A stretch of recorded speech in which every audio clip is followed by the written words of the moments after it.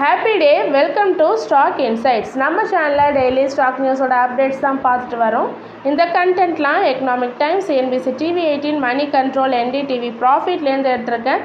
நான் SEBI register advisor கிடையாது. நீங்கள் இன்வெஸ்ட்மெண்ட் பண்ணுறதுக்கு முன்னாடி உங்கள் ஃபினான்ஷியல் அட்வைசரை கன்சல்ட் பண்ணிவிட்டு இன்வெஸ்ட்மெண்ட் பண்ணுங்கள். எஸ்டர்டே இந்தியன் மார்க்கெட் எப்படி க்ளோஸ் ஆச்சுன்னு பார்க்கலாம். நிஃப்டி 50 1.62% க்ரீனில் க்ளோஸ் ஆகிருக்கு. பேங்க் நிஃப்டி 1.93% க்ரீனில் க்ளோஸ் ஆகிருக்கு. டிஐஸ் நெட் செல்லர்ஸாக இருக்காங்க. டிஐஸ் இப்போ செல்லர்ஸாக மாறி இருக்காங்க. 430.70 crores செல் பண்ணியிருக்காங்க. எஃப்ஐஐ ரொம்ப நாளுக்கு பிறகு இப்போ பையர்ஸாக மாறியிருக்காங்க. 809.23 crores பை பண்ணியிருக்காங்க.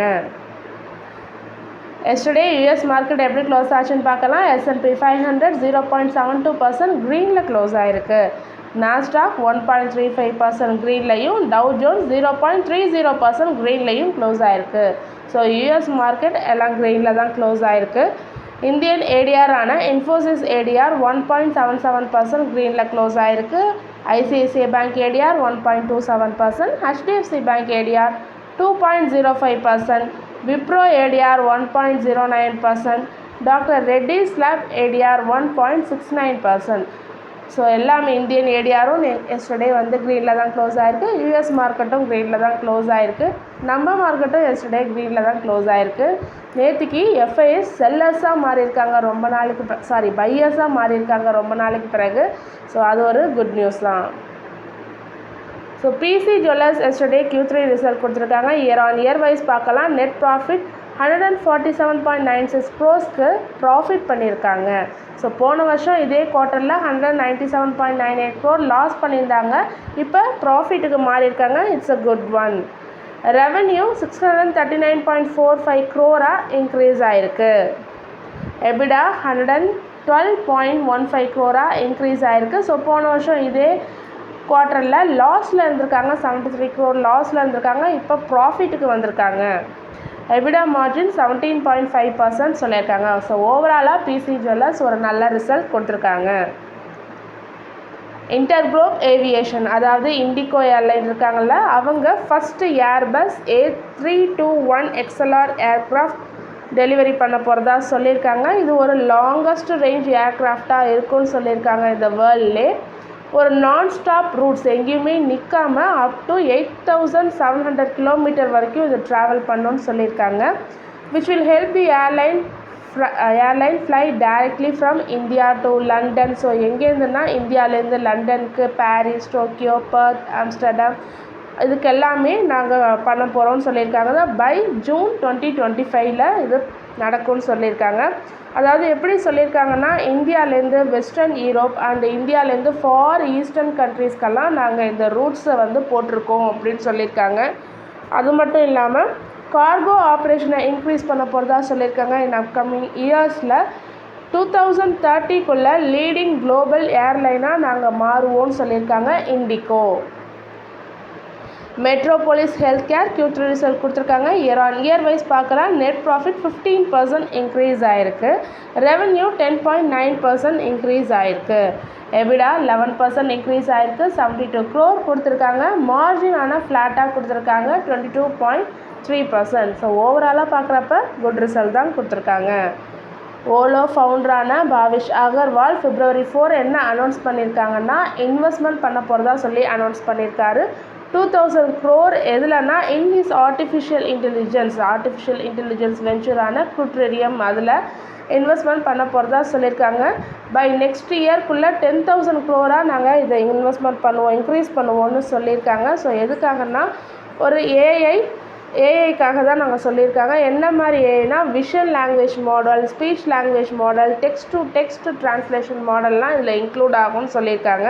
அவங்களோட ஓவரால் ஃபோக்கஸ் என்ன சொல்லியிருக்காங்களா, டெவலப்பிங் ஏஐ ஃபார் இந்தியா, அதாவது இந்தியாவுக்குன்னு ஒரு ஏஐயை டெவலப் பண்ண போகிறதா சொல்லியிருக்காங்க. In all Indian languages data எந்த ஸ்கேர்சிட்டியும் தங்கு தடையின்றி டேட்டா கொடுக்கறதுக்காகவும் கல்ச்சுரல் கான்டெக்ட்ஸ்லாம் அதில் இருக்கிறதும் சொல்லியிருக்காங்க பாகிஷ் அகர்வால். டைட்டனோட Q3 ரிசல்ட் கொடுத்துருக்காங்க. இயர் ஆன் இயர் வைஸ் பார்க்கலாம். நெட் ப்ராஃபிட் 1% டவுன் ஆகிருக்கு. ரெவன்யூ 25.2% இன்க்ரீஸ் ஆகிருக்கு. எபிடா 7% இன்க்ரீஸ் ஆகிருக்கு. எபிடா மார்ஜின் பார்த்திங்கன்னா 11%லேருந்து 9.4% கம்மியாயிருக்கு. ஸோ அவங்களோட செக்மெண்ட்டான வாட்சஸ் அண்ட் வேரபிள் செக்மெண்ட்டில் 15% இன்க்ரீஸ் ஆகிருக்காங்க. ஜுவல்லரி செக்மெண்ட்டில் 27% இன்க்ரீஸ் ஆகிருக்காங்க. ஐ கேரில் 17% இன்க்ரீஸ் ஆகிருக்காங்க. பட் ஆனால் நெட் ப்ராஃபிட் 1% டவுன் ஆகிருக்கு. மார்ஜினும் டவுன் ஆகிருக்கு. ஸோ ஓவராலாக பார்க்கும்போது ஒரு மாட்ரேட் ரிசல்ட் தான் கொடுத்துருக்காங்க. பட் செக்மெண்ட் வைஸில் நல்லா ரிசல்ட் கொடுத்துருக்காங்க. Nestle India chairman and managing director Suresh Narayanan நேற்றுக்கு மணி கண்ட்ரோலுக்கு பேட்டி கொடுத்துருக்காங்க.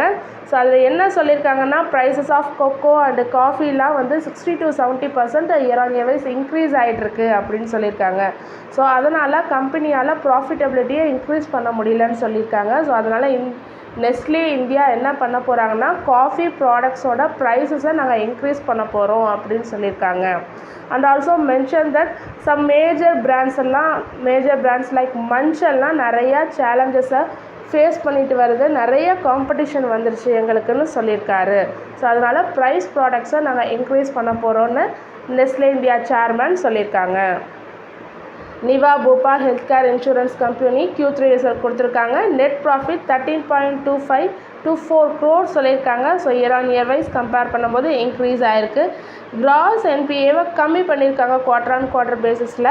ஸோ அதாவது நான் பெர்ஃபார்மிங் அசெட்டை கம்மி பண்ணியிருக்காங்க. 0.86% கம்மி ஆகிருக்கு. ஸோ இது ஒரு குட் ஒன் தான். நெட் ப்ரீமியம் இன்கம் இன்க்ரீஸ் ஆகிருக்கு. 1136 crore இன்க்ரீஸ் ஆகிருக்கு இயர் ஆன் இயர் வைஸ். அது மட்டும் இல்லாமல் அவங்க கிருஷ்ணன் ராமச்சந்திரனை MD அண்ட் CEOவாக திரும்ப நாங்கள் ரீஅப்பாயின்மெண்ட் பண்ண போகிறோம். This is effective from May 1ன்னு சொல்லியிருக்காங்க. ஸோ ஓவராலாக பார்க்கும்போது நிவா பூபா ஹெல்த் கேர் இன்சூரன்ஸ் ஒரு நல்ல பெஸ்ட் ரிசல்ட் தான் கொடுத்துருக்காங்க. ஃபினான்ஸ் மினிஸ்ட்ரி என்ன சொல்லியிருக்காங்கன்னா, நாங்கள் க்ரீன் பாண்ட்ஸை ஃபார் த ஃபினான்ஷியல் இயர் 25-26 நாங்கள் ரெடியூஸ் பண்ணுவோம், இஷ்யூ பண்ணுறதை நாங்கள் ரெடியூஸ் பண்ணுவோம்னு சொல்லியிருக்காங்க. என்ன ரீசன் சொல்லியிருக்காங்கன்னா, அந்த க்ரீனியம் வந்து ரிமைன்ஸ் வந்து ஒரு தர முடியாத பட்சத்தில் இருக்குது. 10 to 15 basis points தான் இருக்குது, தர முடியாத பட்சத்தில் இருக்குதுன்னு சொல்லியிருக்காங்க. ஸோ இது வந்து செக்யூர் அடிஷ்னல் இந்த ஒரு அடிஷ்னல் பெனிஃபிட்ஸும் இதில் கிடைக்க மாட்டேங்குது இந்த க்ரீன் பாண்ட்ஸ் இஷ்யூவன்ஸ்னாலன்னு சொல்லியிருக்காங்க. அதனால் நாங்கள் இந்த க்ரீன் பாண்ட்ஸை ஸ்டாப் பண்ண போகிறதா, ரெடியூஸ் பண்ண போகிறோம், ஸ்டாப் இல்லை ரெடியூஸ் கம்மி பண்ண போகிறதா சொல்லியிருக்காங்க for the financial year 25-26. Birla corporation Q3 result கொடுத்துருக்காங்க. Year on year wise net profit 71% down ஆகிருக்கு. ரெவென்யூ 2.3% டவுன் ஆகிருக்கு. எபிடா 34% டவுன் ஆகிருக்கு. எபிடா மார்ஜினும் டவுன் ஆகிருக்கு 11%. ஸோ ஓவராலாக பிர்லா கார்பரேஷன் ஒரு நல்ல ரிசல்ட் கொடுக்கல. இந்திரபிரஸ்தா கேஸ் அவங்களோட கேபிட்டல் எக்ஸ்பெண்டிச்சரை 20% ஆனுவலி இந்த ஃபினான்ஷியல் இயர் 26 நாங்கள் இன்க்ரீஸ் பண்ண போகிறோம்னு சொல்லியிருக்காங்க. எப்படி இன்க்ரீஸ் பண்ண போகிறாங்கன்னா, அக்வசேஷன் ஆஃப் ஸ்மாலஸ்ட் CGD அதாவது சிட்டி கேஸ் டிஸ்ட்ரிபியூஷன் கம்பெனிஸை அக்வசேஷன் பண்ண போகிறது மூலமாக நாங்கள் வந்து கேபிட்டல் எக்ஸ்பெண்டிச்சரை 20% இன்க்ரீஸ் பண்ணுவோம்னு சொல்லியிருக்காங்க. ஸோ இது வந்து would increase the geographical areas under IGLs அப்படின்னு சொல்லியிருக்காங்க. ஆல்ரெடி அவங்கக்கிட்ட எவ்வளோ இருக்குன்னா 11 geographical areas across 32 districts in the country, அதாவது நம்ம இந்தியாவில் இருக்குன்னு சொல்லியிருக்காங்க. ஸோ இதை இன்னும் இன்க்ரீஸ் பண்ண போகிறதா சொல்லியிருக்காங்க. இது மூலமாக இன்னும் நாங்கள் கேபிட்டல் எக்ஸ்பெண்டிச்சரை 20% இன்க்ரீஸ் பண்ண போகிறதா சொல்லியிருக்காங்க. Whirlpool of India Q3 result கொடுத்துருக்காங்க. இயர் ஆன் இயர் வைஸ் பார்க்கலாம். நெட் ப்ராஃபிட் 57.1% இன்க்ரீஸ் ஆகிருக்கு. 44 crore கொடுத்துருக்காங்க. ரெவென்யூ 11% இன்க்ரீஸ் ஆகிருக்கு. எபிடா 51.3% இன்க்ரீஸ் ஆகிருக்கு. எபிடா மார்ஜின் ஃப்ளாட்டாக தான் கொடுத்துருக்காங்க. ஸோ ஓவராலாக பார்க்கும்போது வேர்ல்பூல் ஆஃப் இந்தியா ஒரு நல்ல ரிசல்ட் கொடுத்துருக்காங்க. குளோபல் ஹெல்த் Q3 ரிசல்ட் கொடுத்துருக்காங்க. நெட் ப்ராஃபிட் 16% இன்க்ரீஸ் ஆகிருக்கு. ரெவென்யூ 12.8% இன்க்ரீஸ் ஆகிருக்கு. Year on year wise values கொடுத்துருக்கேன், செக் பண்ணிக்கோங்க. எபிடா 10% இன்க்ரீஸ் ஆகிருக்கு. 237.70 crore கொடுத்துருக்காங்க. எபிடா மார்ஜினலாக கம்மியாக இருக்குது. 25.8%லேருந்து 25.2% கம்மியாக இருக்குது. ஸோ ஓவராலாக பார்க்கும்போது குளோபல் ஹெல்த் ஒரு நல்ல ரிசல்ட் தான். டாடா பவர் Q3 ரிசல்ட் கொடுத்துருக்காங்க. Year on year wise net profit 8.15% increase ஆகிருக்கு. 1030 crore கொடுத்துருக்காங்க. எஸ்டிமேஷன் பண்ணது 971 crores. ஸோ எஸ்டிமேஷனை பீட் பண்ணி தான் வந்திருக்கு. இயர் ஆன் இயர் வைஸும் இன்க்ரீஸ் ஆகிருக்கு. ரெவன்யூ 5.05% இன்க்ரீஸ் ஆகிருக்கு. 15,391 crore கொடுத்துருக்காங்க. பட் ஆனால் எஸ்டிமேஷனை பீட் பண்ணல. ஆனால் year on year wise compare பண்ணும்போது இன்க்ரீஸ் ஆகிருக்கு. எபிடா 38.68% இன்க்ரீஸ் ஆகிருக்கு. It's also beat the estimation. And also EBITDA margin 528 basis points increase ஆகிருக்கு. 21.78% கொடுத்துருக்காங்க. எஸ்டிமேஷனையும் பீட் பண்ணியிருக்கு.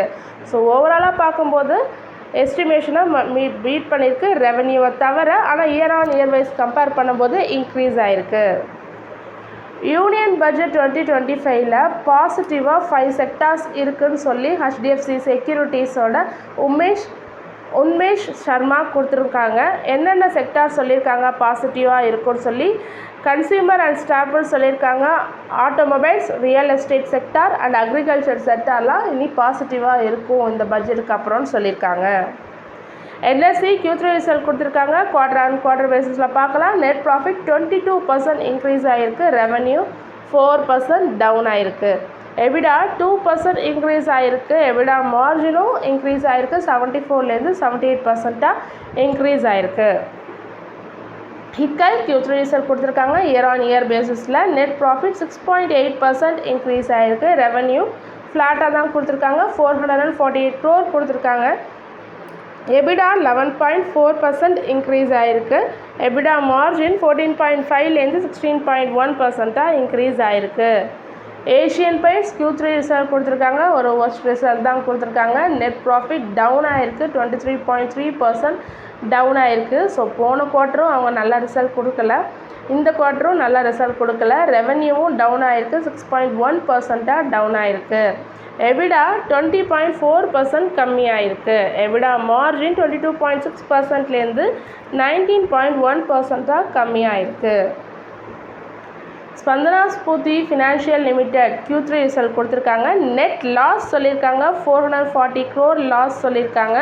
ஸோ போன வருஷம் இதே குவார்ட்டரில் பார்த்தீங்கன்னா 127 crore ப்ராஃபிட்டில் இருந்திருக்காங்க. இப்போ லாஸ்க்கு வந்திருக்காங்க. ஸோ இதுவே ஒரு பேட் ரிசல்ட் தான் அவங்களுக்கு. கிராஸ் NPA இன்க்ரீஸ் ஆகிருக்கு. அதாவது நான் பெர்ஃபார்மிங் அசட் வந்து இன்க்ரீஸ் ஆகிருக்கு. 1.61%லேருந்து 4.85% இன்க்ரீஸ் ஆகிருக்கு. நெட் NPAவும் இன்க்ரீஸ் ஆகிருக்கு. 0.48%லேருந்து 0.98% இன்க்ரீஸ் ஆகிருக்கு. ஸோ ஓவராலாக ஸ்பந்தனா ஸ்பூர்த்தி ஒரு ஒர்ஸ்ட் ரிசல்ட் தான் கொடுத்துருக்காங்க. ஸோ இதனால் இக்ரா கிரெடிட் ரேட்டிங் ஏஜென்சியான இக்ரா என்ன பண்ணியிருக்காங்கன்னா ஸ்டேபிள்லேருந்து நெகட்டிவ்க்கு இவங்கள மாற்றிருக்காங்க. ஸோ அவுட்லுக் வந்து ஸ்டேபிள்லேருந்து நெகட்டிவ்க்கு சேஞ்ச் பண்ணியிருக்காங்க. ஸோ லாங் டேர்ம் ரேட்டிங்கான இக்ரா A+ நெகட்டிவாக மாற்றிருக்காங்க. For both long term based term லோன்ஸாக இருக்கட்டும், நான் கன்வெர்ட்டிபிள் டிபென்ச்சர்ஸாக இருக்கும். ஸோ எல்லாத்துக்குமே நெகட்டிவ்ன்றதை இக்ரா மாற்றிருக்காங்க. தனலக்ஷ்மி பேங்க் Q3 ரிசல்ட் கொடுத்துருக்காங்க. Year on year wise net profit 19.9 crore increase ஆகிருக்கு. நெட் இன்ட்ரெஸ்ட் இன்கம் 13% இன்க்ரீஸ் ஆகிருக்கு. ஸோ நெட் NPA பார்த்திங்கன்னா 0.86% கம்மி பண்ணியிருக்காங்க. கிராஸ் NPAவும் கம்மி பண்ணியிருக்காங்க. 3.82%லேருந்து 3.53% குவார்டர் ஆன் குவார்டர் பேசிஸில். JB chemicals and pharma Q3 result கொடுத்துருக்காங்க. Year on year wise net profit 21.7% increase ஆகிருக்கு. ரெவன்யூ 14.1% இன்க்ரீஸ் ஆகிருக்கு. எபிடாவும் இன்க்ரீஸ் ஆகிருக்கு 14.1%. மார்ஜின் வந்து ஃப்ளாட்டாக தான் கொடுத்துருக்காங்க 26.4%. அது மட்டும் இல்லாமல் டிவிடெண்ட் சொல்லியிருக்காங்க 8.50 per ஷேர் தரதா சொல்லி. இதுக்கான record date February 21. Kirloskar ferrous industries Q3 result கொடுத்துருக்காங்க. Year on year wise net profit down ஆகிருக்கு. 48.4% கம்மியாயிருக்கு. அண்ட் தென் ரெவென்யூ பார்த்திங்கன்னா 3.8% இன்க்ரீஸ் ஆகிருக்கு. EBITDA 25.1% down. எபிடா மார்ஜினும் டவுன் 10.8%. டிவிடெண்ட் கொடுத்துருக்காங்க 3 per ஷேர் தரதா சொல்லி. இதுக்கான record date February 14. Azad engineering Q3 result கொடுத்துருக்காங்க. Year on year wise net profit 42% increase ஆகிருக்கு. ரெவென்யூ 35% 120 crore கொடுத்துருக்காங்க. எபிடா 31% இன்க்ரீஸ் ஆகிருக்கு. எபிடா மார்ஜினலாக கம்மியாயிருக்கு. 36.7லேருந்து 35.5% கம்மியாயிருக்கு. ஆஸ்திரேலியா பேன் பண்ணியிருக்காங்க தீப்சிக் ஏஐ சர்வீசஸை பேன் பண்ணியிருக்காங்க. அவங்களோட எல்லா கவர்மெண்ட் சிஸ்டம் அண்ட் டிவைசஸ்லேருந்து பேன் பண்ணியிருக்காங்க. எதுக்காக பேன் பண்ணியிருக்காங்கன்னா ஒரு நேஷ்னல் செக்யூரிட்டி கிரவுண்ட்ஸ்க்காக சேஃப்டிக்காக தான் பேன் பண்ணியிருக்காங்க. ஸோ ஆஸ்திரேலியா தான் ஃபஸ்ட்டு கண்ட்ரி டைரெக்டாக அவங்க பேன் பண்ணியிருக்காங்க. Against Chinese artificial intelligence start அப்பை பேன் பண்ணியிருக்காங்க அவங்க கண்ட்ரியில். NHAI பேச்சுவார்த்தையில் இருக்காங்க. 9,000 crore ஃபார் இட்ஸ் இன்விட்காக ரைஸ் பண்ணுறதா பேச்சுவார்த்தையில் இருக்காங்க. திஸ் ஃபண்ட்ஸ் எதுக்காகன்னா to acquire portfolio of road asset from NHAI. So NHAIயோட ரோட் அசட் போர்ட்ஃபோலியோவை அக்வயர் பண்ணுறதுக்கான ஒரு பேச்சுவார்த்தையில் தான் இருக்காங்க. ஸோ NHAIன்றது national highway authority of India. அந்த அதாவது நேஷ்னல் ஹைவேஸ் இன்ஃப்ரா ட்ரஸ்ட்டோட போர்ட்ஃபோலியோ என்ன இருக்குதுன்னு பார்த்தீங்கன்னா 15 ரோட் ஸ்ட்ரெச்சர்ஸ் இருக்குது. ஸ்பேனிங் 1525 கிலோமீட்டர் ஸ்ப்ரெட் அக்ராஸ் 9 ஸ்டேட்ஸில் இருக்குதுன்னு சொல்லியிருக்காங்க. ஸோ இதை அக்வசேஷன் பண்ணுறதுக்கான பேச்சுவார்த்தையில் தான் NHAI இருக்காங்க. Lemon trees hotels Q3 result கொடுத்துருக்காங்க. Year on year basis net profit 76.5% increase ஆகிருக்கு. ரெவன்யூ 22.4% இன்க்ரீஸ் ஆகிருக்கு. எபிடா 30.4% இன்க்ரீஸ் ஆகிருக்கு. மார்ஜினும் இன்க்ரீஸ் ஆகிருக்கு 51.9%. ஓவராலாக லெமன் ட்ரீ ஹோட்டல்ஸ் ஒரு நல்ல ரிசல்ட் கொடுத்துருக்காங்க. RVNL 404 crore ப்ராஜெக்ட் கிடச்சிருக்கு from east coast railway in Odisha கிட்டேருந்து கிடச்சிருக்கு. Koraput and Singapur road doubling project இது. ஸோ ஈஸ்ட் கோஸ்ட் ரயில்வே கிட்டேருந்து கிடச்சிருக்கு RVNLக்கு.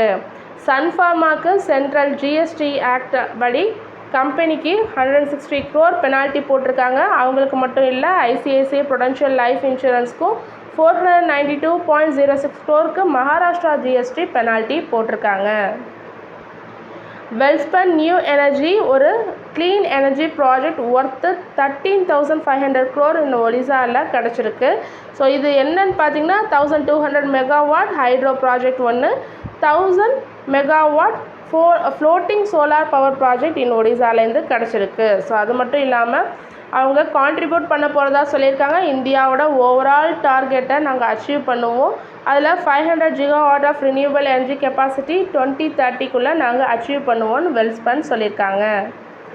தொடர்ந்து இதுமாரி யூஸ்ஃபுல்லான மார்க்கெட் அப்டேட்ஸ் வேணுன்னா மறக்காமல் நம்ம சேனலை சப்ஸ்கிரைப் பண்ணுங்கள், பெல் ஐக்கான் கிளிக் பண்ணுங்கள், லைக் அண்ட் ஷேர் பண்ணுங்கள். தேங்க்யூ.